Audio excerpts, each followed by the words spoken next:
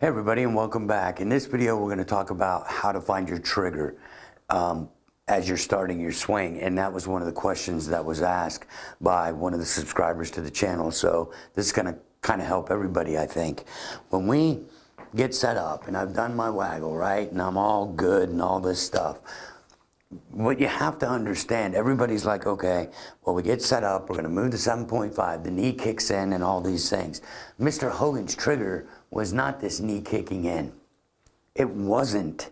What everybody thinks is, oh, he kicks his knee in and then he's going to come off of that.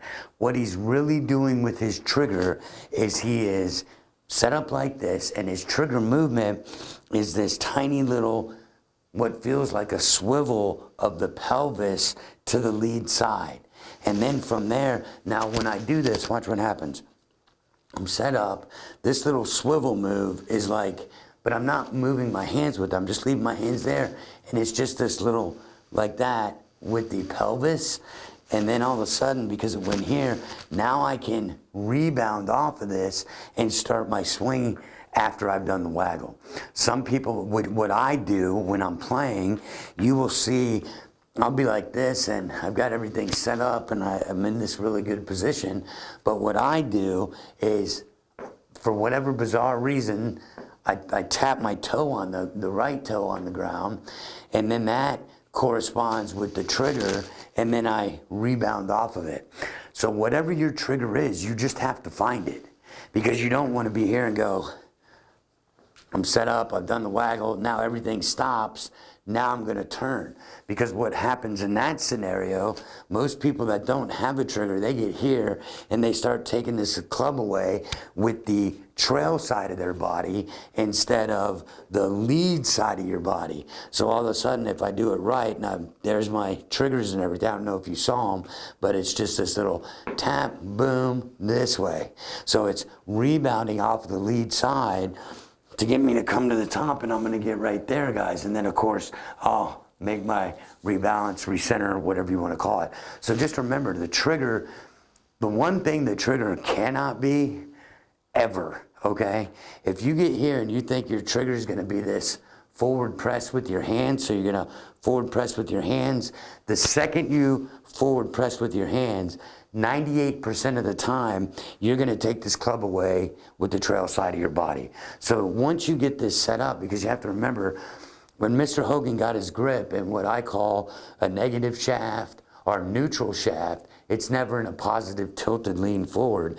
So what he's done here is he's neutralized the shaft. So then from here, there's my trigger, tap, trigger, because it's not my knee, it's my pelvis, and then I rebound off of that, which lets the hands come up and in, and then I'm able, you know, to get to the top and all these wonderful things. So whatever your trigger is, it just can't be a forward press with your hands in your golf swing.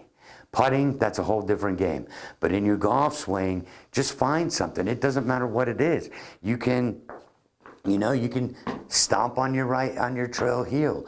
But once you do that, it's got to be something that, in my opinion, that's going to trigger this little tiny, you know, movement like this, or a better way to think about it. Remember, we talked about the rope drill, right? So we know we're using that rope a little bit to get our, you know, rifle pointing where we want to go. So now all of a sudden, when I trigger, it feels like I'm pulling that rope back just a little bit, which makes the lead side of the pelvis give this kind of a move. And then all of a sudden from there, now it's just rebound off of this lead side to get to the top, and I'll get right there every time. Then I'll be rebalanced and everything's going to take care of itself. But triggers are preferences. Trigger is something to get things in motion. So whatever that is for you, whether it's the knee in, whether it's this pelvis move, which I'm recommending, or tapping this foot or tapping this foot, or, you know, I'm here and I pick the club up, I waggle, and then go. But there's got to be something that's moving in this direction towards the lead side that you can then come up and rebound off of it. So hopefully that's going to help. Give those things a try. But for me, again, guys, when I'm playing, it's tap. That tap is a signal, and it happens fast. I don't even know that I do it, but if you looked at my swing in real time, you will see a tap, pelvis, rebound. Tap, pelvis, rebound. Now you don't have to do the tap, and I don't even know why I do it. It's just something in my subconscious that makes it happen.